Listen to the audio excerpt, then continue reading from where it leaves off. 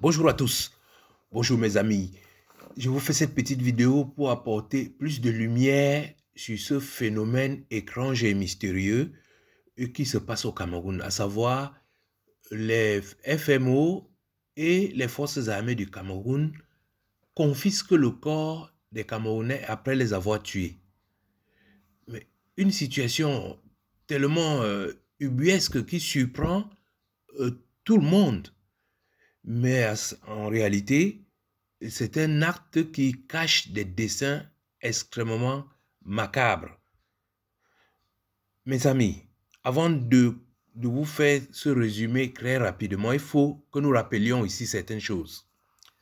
1. Le rôle de l'armée est de défendre le territoire national, sa population et ses intérêts, aussi bien sur le territoire national qu'à l'étranger. Elle assure également la protection des ressortissants en danger, contribue à la stabilité internationale par des missions de maintien de la paix et soutient la population civile lors des catastrophes naturelles ou d'urgence nationale. Ça, c'est le rôle de l'armée. Le rôle des FMO. Les forces de maintien de l'ordre n'ont pas le droit de tirer sur le peuple. Leur mandat est de maintenir la paix et la sécurité, pas de réprimer les civils. L'usage de la force est strictement encadré et ne peut être utilisé que dans les cas de légitime défense. On dit bien dans les cas de légitime défense ou pour protéger les civils contre des menaces directes. Donc, vous voyez très bien que nos forces de l'ordre, notre armée, ces deux corps-là savent qu'ils n'ont pas le droit de tirer sur les Camerounais. Donc, l'usage de la force est réservé aux situations de légitime défense. Par exemple, si nos forces armées ou bien si nos militaires font face au terrorisme ou bien s'ils font face à des, à des bandits ou des trafiquants de drogue et que ces trafiquants-là usent de leurs armes, nos forces de défense ou les FMO ont le droit de se défendre. Ce n'est pas le cas pour nous, simples citoyens dans la rue. Donc, nos forces armées et les FMO savent avec précision que ce qu'ils font n'est pas correct. Un autre rappel très important. Un État qui graisse son armée contre son peuple peut être poursuivi, car cela constitue un crime contre son propre peuple. Le droit international humanitaire et le droit pénal international s'appliquent aux acteurs de ces crimes-là, c'est-à-dire aussi bien les donneurs d'ordre que les exécutants. Laurent Gbagbo disait, quand on vous envoie, il faut savoir vous envoyer. C'est-à-dire que les militaires qui sont en train de tuer les Camerounais, là, ils seront responsables de leurs actes. Donc, dans cette vidéo que j'ai titrée « La mésaventure des Maccabées », j'ai dit ici que l'ombre des Zélévettes plane sur cette défaite de Paul Biya parce que ces soldats sont exactement en train de faire les mêmes choses qu'ils avaient fait à Zélévet. Vous vous rappelez ce qui s'était passé à Zélévet? Des soldats ont pris 2 femmes avec leurs enfants sur le dos et une petite fille et les ont massacrés avec au moins 206 balles de Kalachnikov sur le corps de pauvres Camerounaises appauvries qui marchaient pieds nus avec les t-shirts déchirés. Ici, vous voyez ce soldat sur cette photo qui était en train d'arranger l'enfant sur la tête l'enfant sur le dos de cette maman. On retrouvera 37 balles de Kalachnikov dans la tête de ce bébé. Voilà des éléments pour vous rappeler pourquoi notre armée et nos forces de maintien de l'ordre se comportent ainsi aujourd'hui. Mes amis, si on demandait à tout Camerounais aujourd'hui, des journalistes jusqu'à ces forces armées, combien de personnes avez-vous tué, vous n'aurez aucune réponse. J'ai glané ça et là quelques informations. Sur les pages de Nzumanto, il en est à 37 morts. Nzumanto, il ne donne que les informations sur les morts que les familles ont retrouvées effectivement. Le comité d'avocats qu'a pris le président Issa Chiroma Bakari nous parlent de 107 morts. C'est-à-dire que c'est ce qui a été, à leur niveau, reporté. Mais d'une manière globale, on parle déjà de 707 morts.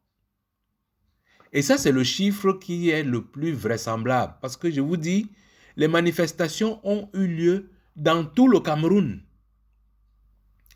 Rien qu'à Garoua, rien qu'à Garoua le 27, il y avait déjà 4 morts.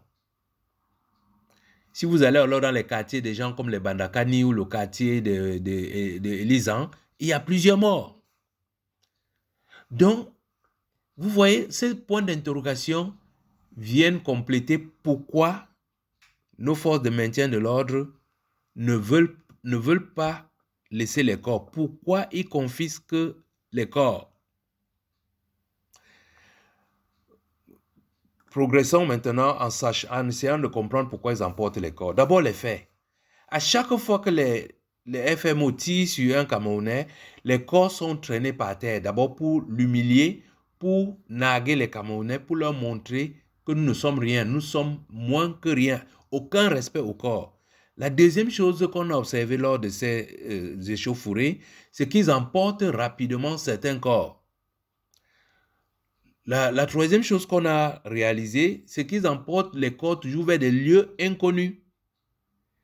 Quatrième chose qu'on a noté, c'est qu'on retrouve les corps toujours plusieurs jours dans une morgue, souvent sous les indications de nos FMO. Et évidemment, il y a plusieurs corps qu'on ne retrouve pas. Voilà les faits. Maintenant, qu'est-ce que notre enquête nous a permis de comprendre par rapport à ce qui se passe? Voici la lumière que nous avons pu mettre sur cette situation. 1. Apparemment, de façon humoristique, les FMO nous disent que transporter les corps vers une destination inconnue serait une contribution, leur contribution au malheur des familles. Vous savez, quand la police vous porte, en général, c'est gratuitement. Nos parents appelaient ça sans payer.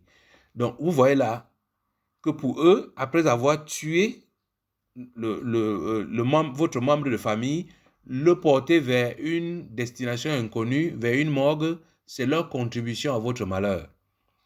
La deuxième raison, d'après nos enquêtes, c'est une action punitive. C'est-à-dire, vous ne pouvez pas faire de ce corps un martyr, vous ne pouvez pas célébrer ce héros mort pour la libération du Cameroun, vous ne pouvez pas faire le deuil, parce que c'est encore, vous ne pouvez pas faire le deuil, et surtout, il faut créer une angoisse dans la population camerounaise. C'est pour ça qu'on a tué partout sur l'ensemble du territoire, parce qu'il fallait tétaniser la population camerounaise. La troisième raison, c'est le nombre de morts. En emportant le corps, les Camerounais sont dans l'incapacité de faire l'économie de cette marche macabre, de ces escadrons de la mort. On ne peut pas savoir le nombre de morts, mais je vous dis, à l'heure actuelle, on parle d'à peu près 707 morts. Mais vous savez, les soldats camerounais, ils savent qu'avec toute la technologie qu'on a aujourd'hui, avec toutes les images qu'on a, ils risquent énormément gros pour protéger ce vieillard de 92 ans. C'est pour cette raison qu'ils prennent cette précaution. Voilà donc les trois raisons qu'on peut dire officielles. C'est ce qui est affiché. Bon, maintenant, allons à l'envers du décor pour voir ce qui crame. Vous allez voir le cynisme de cette bande de bandits qui sont en train de nous malmener. Et à ce moment-là, il faut vraiment que je fasse une précision. J'ai dit, nos forces armées, nos FMO, sont avec le peuple camerounais. Tout ce que nous voyons comme effet là, sont l'œuvre soit des mercenaires, soit des bandes armées étrangères qui ont infiltré notre armée. C'est ce que les Sénégalais appelaient des nervistes. Donc, soit cette bande comment on appelle ça, cette milice encadrée par les Lisans, les Bandakani, qui, soi-disant, et quand, sèment la terreur dans le pays. Donc, il faut vraiment faire la part des choses ici. Les forces de maintien de l'ordre, l'armée a toujours, dans ces mouvements-là, essayé d'être avec la population, mais ils ont été toujours débordés par cette milice ou ces mercenaires qui ont infiltré notre armée. Voici donc les 3 autres raisons qui se cachent derrière cette opération macabre. Premièrement, c'est pour trier les corps, c'est-à-dire tous les corps qui sont très abîmés, tous les corps qui contiennent 37 balles ou 40 balles de mue, tous ces corps sont enterrés rapidement dans des fosses communes à l'abri des regards des Camerounais. Tous les corps qu'on va vous indiquer que ces corps sont à la morgue, ce sont des corps qu'ils trouvent raisonnables. Voilà la première raison. La deuxième raison, c'est qu'il faut protéger les actes de torture. Je crois que ça rejoint la première raison, le triage. Parce que quand ils torturent les gens et qu'il y a trop de séquelles sur les corps, ils ne peuvent pas vous les laisser pour qu'on revoie encore ce qu'ils ont fait à Martinez-Zogo. Donc, ils préfèrent aller les enterrer. C'est pour ça qu'on ne retrouve pas ces corps. Deuxième raison, il faut dépouiller tous ces corps des balles. Parce que vous savez, ce qui est arrivé à notre sœur Zouaïra, il était clair que si on avait identifié la balle qu'il avait tuée, on devait savoir quel est le soldat qui a apporté cette arme, quel est le soldat qui l'a tué. Donc aujourd'hui, en portant les corps pour aller extraire les balles qui les ont tués, ils ont la certitude qu'on ne va jamais retrouver. D'abord, si on ne retrouve pas la balle, on ne saura pas de quel fusil ça venait et on ne peut pas retrouver le tireur. Voilà la deuxième raison. La troisième raison, on dit c'est aussi pour protéger le partenaire de la répression. Parce que vous savez, ces balles-là, on sait qui fabrique ces balles. Donc si les Français et les Israéliens ont donné tout ce qu'il faut pour réprimer les Camerounais, ils leur ont dit, mais attention, nous ne voulons pas être mêlés à cette histoire-là. Donc nous ne voulons pas voir nos balles, nos fusils sur les champs de bataille. Donc à ce moment, ça peut expliquer pourquoi on récupère les corps pour retirer toutes ces balles avant de redonner les corps aux familles.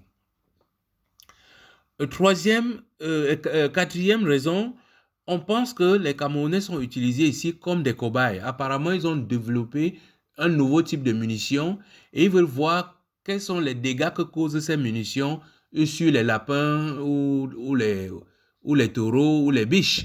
Et le Camerounais, comme il est devenu le moins cher du monde, on vient essayer des différentes balles sur les Camerounais. Donc, le Camerounais devient un cobaye pour une expérimentation de tir au fusil, ou pour ne pas dire de tir au lapin. Et dernière raison, c'est une activité mercantile, c'est-à-dire du business. Donc, quand ces gens-là portent vos corps, ils vont mettre dans des morgues qui leur appartiennent. Et on vous impose des prix, 5 000, 10 000, 20 000 la nuit, que vous n'avez pas demandé. Et plus le corps reste là-bas, plus vous aurez à payer. Bref, c'est inutile de vous dire que c'est pour confisquer le corps. Parce que ces sommes montent très vite au fur et à mesure que les jours passent. Deuxième raison, toujours dans cette tranche du business, on nous dit que certains corps sont emportés très rapidement parce qu'il faut extraire certains organes et tout. Vous savez, ces hôpitaux-là sont devenus tous des centres de trafic d'organes dans notre pays. Et troisièmement, ne l'oubliez pas, après les mototaximans, l'une des activités les plus lucratives au Cameroun, c'est le trafic des ossements humains. Pourquoi il y a tant de trafic d'ossements humains dans notre pays sous le régime Biya? Donc, les manifestations, la répression qu'il y a en ce moment est pour eux une source de ravitaillement ou bien une source de ravitaillement en ossements humains. Voilà, mes chers amis, un résumé rapide que je voudrais vous faire pour que vous compreniez le mystère qu'il y a derrière cet acharnement à enlever les corps, à confisquer les corps des gens que les FMO ont tués, privant les Camerounais de faire ce qui est le plus important pour un Africain, c'est-à-dire le deuil. Voilà ce que je souhaitais dire. Merci de m'avoir écouté et à bientôt.